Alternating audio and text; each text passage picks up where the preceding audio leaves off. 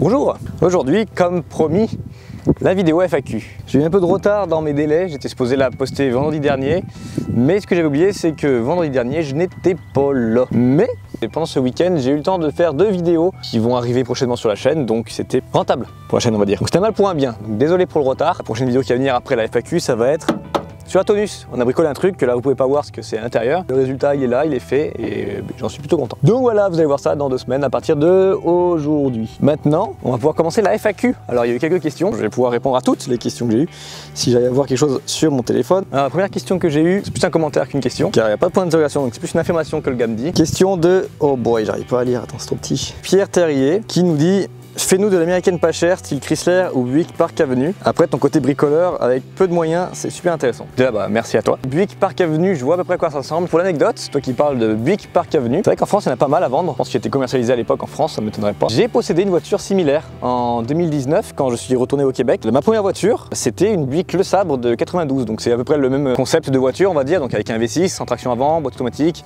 giga confortable à l'intérieur. C'était pas des sièges en cuir comme la Park Avenue. L'intérieur était en velours, etc. Et cette voiture, franchement, était géniale. J'adorais cette caisse, mais il y avait eu un problème, déjà un cardan qui commençait à être mort, un soufflet de cardan. J'ai eu aussi un problème au niveau des culasses, je crois qu'elle s'était déformée ou un truc dans le genre. Apparemment c'était un problème connu, pas récurrent mais quand même connu sur ces voitures là. Et j'avais aussi un problème de transmission, donc quand j'accélérais, que je mettais pied au plancher pour rentrer sur l'autoroute par exemple, elle rétrogradait, puis elle repassait à vitesse, puis elle rétrogradait, puis repassait à vitesse, etc. Donc elle buguait à mort, elle commençait à partir en couille. J'ai dû malheureusement la vendre et malheureusement le gars à qui je l'ai vendu l'a balancé à la casse pas longtemps après. C'est un peu triste comme fin. Je vais vous mettre quelques photos par là, pour que vous voyez un petit peu la gueule du truc. Pour répondre à ta question, pourquoi je ne ferais pas des voitures low budget comme ça? C'est pas trop mon délire, c'est un V6 plutôt qu'un V8, c'est injection plutôt qu'à carburation, c'est traction avant plutôt que propulsion. Personnellement, je trouve moins fun, mais depuis que j'ai possédé cette Le Sabre, j'avoue que j'aime bien ces bagnoles. Comme pour beaucoup de passionnés de voitures américaines, pour moi une américaine c'est V8, boîte auto et voilà, enfin on est très fermé sur nos positions en général. Mais depuis que j'ai testé, j'avoue que je me suis ouvert à ça et j'aime bien. C'est un peu comme l'Oldsmobile Delta, à la base j'aimais pas trop le design des Delta, c'était trop carré pour moi. Puis j'ai eu ma diesel qui était bon de la merde mais que j'ai adoré conduire. Et j'ai eu ma bleue que j'ai eu au Canada que pareil était un moteur de merde mais que j'ai adoré conduire aussi. Et maintenant j'aime bien ces bagnoles là. Donc pourquoi pas éventuellement un jour faire ça. Présentement je n'ai vraiment pas le budget d'acheter autre chose. Ah oui d'ailleurs en parlant de Buick de ces années là, j'avais une fois retapé une Buick dans ce style là avec un carburateur. C'était une Buick Le Sabre aussi je crois. Elle était sympa celle-là, j'aime bien le délire sauf que bon, traction avant encore une fois. Donc j'avais réussi à la redémarrer, elle avait pas roulé depuis super longtemps mais elle était trop morte pour que je continue les travaux. Donc malheureusement elle est partie à la benne elle aussi. Prochaine question. À quand un petit rassemblement de tonus tout genre? Par exemple dans le centre de la France sur un week-end de 3 jours. Tchou c'est tonusien. Alors effectivement c'est une très bonne idée que tu as eu je trouve. Faire un rassemblement de tonus. Alors si je vais faire un rassemblement ce serait pas fermé que aux tonus. Ça serait plus axé américain en tout genre on va dire. Les tonus et Capri seraient compris dedans parce que bon, pour moi ce sont des américo-européennes, on va dire, c'est un peu un bug dans la matrice ces bagnoles là. C'est une bonne idée de faire un rassemblement, ça serait cool effectivement, mais pour l'instant je ne pense pas avoir suffisamment de visibilité pour pouvoir prévoir un tel événement, surtout au milieu de la France. Je suis vraiment pas au milieu de la France, moi j'habite plus aux alentours de Lyon, Grenoble par là où il y a vraiment genre personne, il n'y a aucun passionné presque de tonus, j'en vois jamais dans les rassemblements. N'habitant pas au centre de la France, je sais pas comment prévoir un endroit, parce que je connais pas, il faudrait que j'arrive à être en contact avec quelqu'un qui habite sur place, qui connaît et qui pourrait lui mettre en place tout ça, et prévoir en fait ça. On met en place des concerts, on fait un truc vraiment sympa, un peu comme ils font des tabarnak ta gueule. Si déjà dans mon coin j'arrive à faire à mon échelle un rassemblement de bagnoles américaines, collections, etc. Si ça ramène du monde et que ça fonctionne, ben pourquoi pas après, oui, effectivement, agrandir le projet. Question suivante qui nous vient de Pierrot de Old American Roads, donc une autre chaîne de voitures américaines que je vous conseille bien, qui est super intéressante. Pierrot qui nous dit: pourquoi tu parles si vite? T'es pressé? Alors, c'est vrai que j'ai toujours parlé très vite, j'ai jamais fait exprès, hein. C'est comme ça, c'est de nature. C'est sorti d'usine comme ça. J'essaie des fois de parler plus doucement, plus tranquillement, de moins bouffer mes mots, etc. Mais j'ai du mal, voilà c'est tout. Et des fois justement vu que je parle vite, et ben, je bouffe mes mots, je me perds dans ce que je dis et je bégaye et je fais de la merde. Donc faut vraiment que j'apprenne à me canaliser, à me détendre et à prendre le temps de parler. Donc non je ne suis pas pressé, pas du tout, au contraire je suis quelqu'un qui prend la plupart du temps le temps de vivre. Mais quand je parle par contre oui je parle très vite. Faut avoir l'oreille attentive sinon je répète 40 000 fois ce que je raconte. Est-ce que tu vas repartir dès que possible au Canada ou finalement t'es bien en France? C'est la question qui tue en ce moment on va dire. Là ce que je vais dire c'est vraiment juste mon ressenti à moi personnel, d'accord? Non je ne suis pas bien en France, voilà. J'ai vraiment du mal à me projeter dans l'avenir en France. Maintenant que j'ai goûté au Québec et que j'ai vécu un peu mon rêve américain là-bas avec ma Mercury, ma Oldsmobile etc. Avec JF, les vidéos qu'on faisait, le fait d'avoir trouvé quelqu'un qui m'apprenait la mécanique V8 comme j'ai toujours rêvé de rencontrer.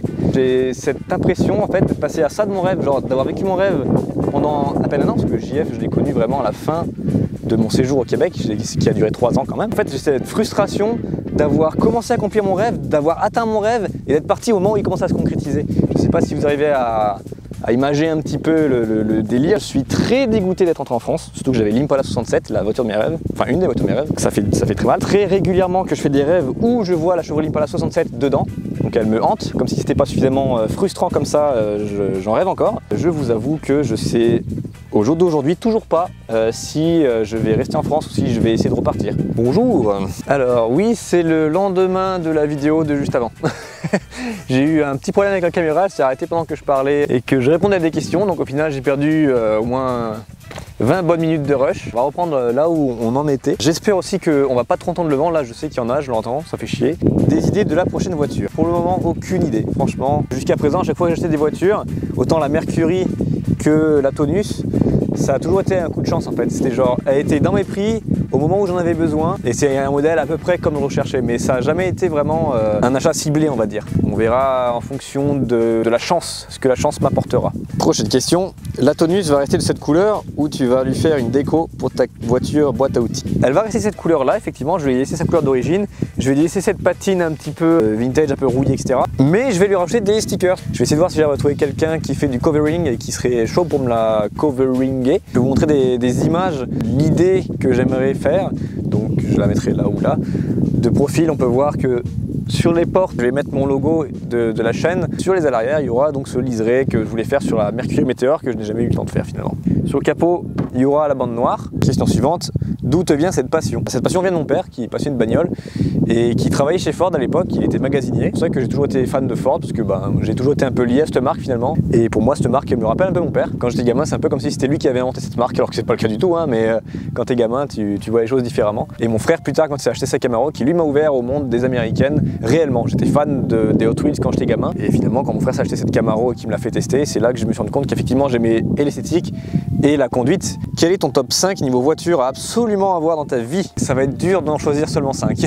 J'aime beaucoup la Chevrolet Monte Carlo 70. Les premières phases vraiment avec les clignotants dans les pare-chocs avant. Celle-là serait en 5e position je dirais. Ensuite je mettrai la Buick Skylark 1970. J'adore cette voiture, j'ai notamment découvert ce modèle grâce au film Bellflower. Avec la configuration qu'il y a dans le film, les pots d'échappement qui dépassent du coffre et qui lancent des flammes, j'adore, je trouve ça hyper badass, en mode Mad Max. Et j'avoue que depuis ce moment-là, j'adore la Buick Skylark 70, je trouve qu'elle est vachement sympa et plus originale qu'une Chevelle, bien que la Chevelle est aussi magnifique. Donc voilà pour la place numéro 4. Numéro 3, Dodge Coronet 70 avec la calandre en 2 parties comme ça. Je trouve qu'elle a vraiment une gueule unique et j'adore ce look et j'adore la plateforme des B-Body de chez Mopar de toute façon. Tout ce qui est Roadrunner, Coronet, Charger, ça c'est des caisses que j'adore. En numéro 2, l'Impala 67 forcément, hein, celle que j'ai eu la chance de posséder à un court instant. Et en numéro 1, la Charger 69 qui est toujours là. Question suivante, quelle voiture te manque? Forcément l'Impala me manque énormément. J'ai cette frustration d'avoir eu la voiture de mes rêves mais de ne même pas avoir pu la conduire. Car lorsque j'ai appris que je rentrais, en fait j'avais même plus la motivation de travailler dessus en fait, ça m'a scié les jambes on va dire. Et en fait j'avais l'impression que si je bricolais pour au moins rouler avec même 200 mètres, ça allait plus me dégoûter encore plus qu'autre chose de la laisser partir en fait. Donc j'ai préféré laisser les travaux là où ils en étaient et je l'ai pu retoucher en fait. C'était horrible, donc elle me manque beaucoup forcément. J'en fais encore souvent des rêves comme je l'ai dit plus tôt dans la vidéo. C'est souvent que je fais des rêves où je vois des Chevrolet Impala 67, 4 portes, vraiment celle que j'avais. Parfois en bon état, parfois en mauve. J'en ai vu une la dernière fois, elle était couleur violet aubergine, elle était super jolie d'ailleurs avec cette couleur là. Cette caisse me hante, elle me manque beaucoup. Et maintenant, c'est con hein, mais maintenant à chaque fois que je vois un bouquin où il y a une Impala 67 ou que des gens me parlent d'une Impala 67, j'essaie de m'éloigner ou de regarder ailleurs en fait parce que ça me fait mal de la voir et de me dire putain c'est un rêve inachevé, inaccompli que j'ai touché du bout du doigt. Et ma Mercury Meteor aussi me manque beaucoup parce que elle, j'ai pu rouler avec et j'ai adoré rouler avec. Elle était vraiment cool, c'était ma première vraie américaine car c'était le premier vrai V8 américain que j'ai acheté. V8 essence parce que ma première V8 c'était la diesel donc c'était pas le même délire. Donc je sais pas laquelle me manque le plus des deux parce que l'Impala c'était un rêve concrétisé mais inachevé alors que la Mercury c'était quand même un rêve car c'était un muscle car que j'ai pu avoir, que j'ai roulé avec, j'ai kiffé mais au moins j'ai profité avec. Donc autant l'une que l'autre me manque. C'est pas le même feeling mais les deux me manquent beaucoup. Prochaine question, quelle voiture tu assumerais pas mais que tu aimes? C'est pas facile parce que les voitures que j'aime en manière générale, j'ai pas trop de honte à les assumer. Enfin, à part les Ford, pour ceux qui n'aiment pas les Ford bien sûr, mais, mais moi personnellement j'adore. Je dirais peut-être la AMC Gremlins. En termes de voitures compactes, on va dire, c'est une que je trouve la plus jolie. Parce que la Passer, personnellement, j'aime pas. Ce que j'aime chez la Gremlin, c'est que justement, on la voit moins souvent. Elle est plus carrée, elle fait vraiment plus muscle car, malgré l'arrière qui est vraiment une coupe dégueulasse. Mais j'aime bien la face avant et je sais que c'est la face avant de la AMC Hornet, donc j'aime beaucoup. C'est une des voitures moches que j'aime bien, j'avoue. Voilà, AMC Gremlins. Quelle voiture a jamais possédé, même si on te la donne? Personnellement, pour moi, les voitures vraiment à éviter, même si on te les donne, ça serait les voitures anglaises. Des peu de voitures anglaises que j'ai bricolées, à chaque fois c'était un enfer, c'était super mal foutu, c'était un bordel à démonter. Donc personnellement, même si on me donne une anglaise, je pense que je la prends juste pour faire les papiers pour la revendre direct après quoi. Mais même pas je mets les mains dedans, même pas je mets de l'argent dedans parce que ça doit être un gouffre financier. Les Jaguars, je sais qu'elles sont réputées pour être pas fiables. J'ai vu au Kenny une Jaguar V12, elle était belle, mais quand j'ai ouvert le capot, le merdier que c'était, ça doit être un enfer. Que personnellement, moi j'éviterais les voitures anglaises. Bien qu'il y a des modèles jolis, hein, je dis pas que c'est de la merde, hein, ils ont fait des beaux modèles, mais moi c'est pas mon délire et personnellement je les trouve pas assez fiables et trop galère à bricoler en fait, à réparer. J'aurais pas ce plaisir en fait que j'ai avec la Tonus où c'est de la mécanique simple. Ton road trip dreaming, c'est où et avec quoi comme voiture? Je dirais le cliché, la route 66 avec une Charger 69. Après en soi, hein, tu me déposes n'importe où aux États-Unis au volant de n'importe quel muscle car vintage, je serais quand même le plus heureux des couillons, hein, franchement. Quelle voiture a marqué ton enfance? Voiture familiale ou d'amis? La voiture qui a marqué mon enfance, mais qui est plus une voiture donc de film, donc pas vraiment dans mon cercle proche on va dire, c'est le General Lee forcément. J'avais un jeu sur Play 1, j'en ai acheté un autre sur Play 2 après. J'ai regardé les films bien sûr avec Sean William Scott et Johnny Knoxville de Jackass. J'ai adoré. Cette voiture là, je sais pas pourquoi, elle m'a plus marqué qu'autre chose. C'est de là qu'est venue cette passion pour la Dodge Charger 169 forcément. J'avais un vélo que j'avais repeint orange et que j'avais mis des stickers 01 et General Lee avec le drapeau confédéré sur le cadre. Donc je m'étais vraiment fait amuser à cloner mon vélo pour que ce soit un General Lee. Donc voilà, donc en voiture fiction, on va dire, c'est elle qui m'a le plus marqué mon enfance. Mais sinon en voiture réelle, donc de famille ou d'amis comme tu dis, et ben c'est une Ford, encore une fois. C'est la Ford Sierra de mon père. Mes premiers souvenirs de voiture que j'ai quand j'étais gamin, c'était rouler en Ford Sierra. C'était une clone de Sierra Cosworth qu'il avait fait lui-même avec des pièces qu'il avait récupérées. Et je crois que c'est une 92, un truc dans le genre, elle était gris métal, elle était super belle. J'aimais bien aussi la musique qu'il écoutait dans cette voiture-là, donc il écoutait du Queen, du Supertramp. Question suivante, ton avis sur les hot rods? J'aime bien le travail qui est fait dessus si tu veux. C'est pas mon délire, je suis plus muscle car que hot rod. Je reste quand même fan de ce délire car ça reste V8 et ça reste véhicule américain. Mais c'est pas ce que je préfère dans les véhicules américains. C'est un peu au même titre que les lowriders pour moi. Comme les resto mods par exemple, ça aussi c'est un truc que je suis pas très fan. Respect pour ceux qui font ça, hein, franchement c'est un boulot de dingue, hein, faut s'y connaître hein, pour faire ça. Mais moi personnellement je suis pas fan. Pour moi, quand tu achètes une vieille bagnole, c'est parce que t'aimes sa façon de rouler qui est incertaine et dangereuse, ça va avec le délire tu vois. Et il nous a gardé une question bonus pour la fin.